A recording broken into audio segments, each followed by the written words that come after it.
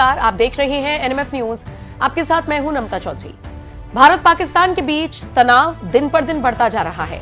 Action के बाद अब रिएक्शन की बारी है और इसी रिएक्शन से डरकर पाकिस्तान से जो कुछ भी बन पड़ रहा है वो कर रहा है, फिर चाहे खुद देश के प्रधानमंत्री शहबाज शरीफ को यूएन में ही फोन क्यों न लगाना पड़े। शहबाज शरीफ ने यूएन महासचिव को फोन लगाकर जानते हैं क्या कहा? गिड़गिड़ाया। उसने कहा कि वो युद्ध नहीं चाहता है, उसने कहा कि वो शांति चाहता है और उसने कहा कि पहलगाम हमले में पाकिस्तान का कोई हाथ नहीं है, निष्पक्ष जांच इसकी होनी चाहिए और हम भी निष्पक्ष जांच ही चाहते हैं। अब आ जाइए भारत पर।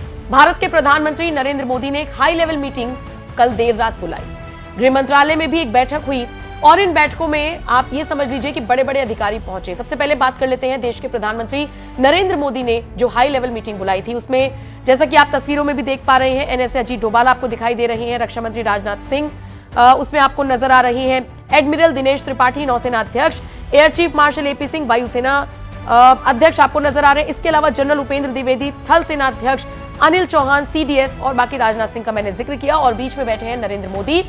हाई लेवल ये मीटिंग थी जिसमें ये कहा गया कि नरेंद्र मोदी की तरफ से तीनों सेना प्रमुखों को छूट दे दी गई है कि अपने हिसाब से आप तारीख तय कीजिए, अपने हिसाब से आप टाइम क्या होना चाहिए वो फिक्स कीजिए, तरीका क्या होना चाहिए वो भी आप ही डिसाइड कीजिए। यानी खुली छूट तीनों सेना प्रमुखों को नरेंद्र मोदी ने दे दी है। ये बड़ी खबर जैसे ही बीती रात निकलकर सामने आई, इसके बाद एक और खबर आई।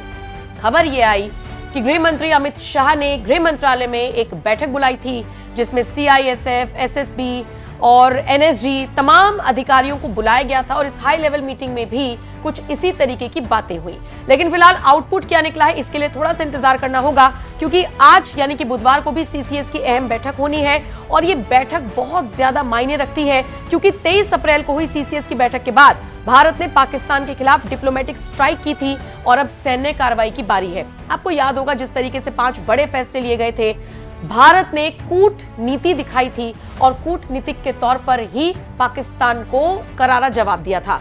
अब तो ये समझ लीजिए कि सैन्य कार्रवाई की बारी है और अब अगर सीसीएस की बैठक होती है तो कोई बड़ा फैसला इसमें लिया जा सकता है।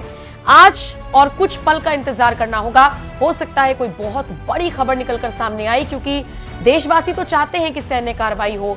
सोचिए, कश्मीर के आम मुसलमान भी इसी बात को दोहरा रहे हैं कि हम तैयार हैं, अगर हमें भी फ्री हैंड कर दिया जाए हम खुद बॉर्डर पार जाकर उनको मारकर आ जाएंगे।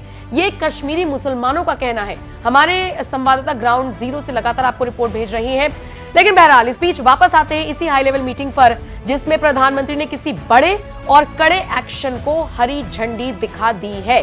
अब जरा उन तस्वीरों को देख लीजिए, बॉडी लैंग्वेज देखिए इन नौसेना अध्यक्ष की, आप वायुसेना अध्यक्ष, थल सेना अध्यक्ष की बॉडी लैंग्वेज को देखिए, प्रधानमंत्री जिस तरीके से बात कर रहे हैं वो बॉडी लैंग्वेज देखिए और समझिए कि आज क्या बड़ा ऐलान हो सकता है। जो भी अपडेट आती रहेंगी आप तक जरूर पहुंचाएंगे। बाकी इन तस्वीरों के साथ आपको छोड़कर जा रही हूं। नमस्कार।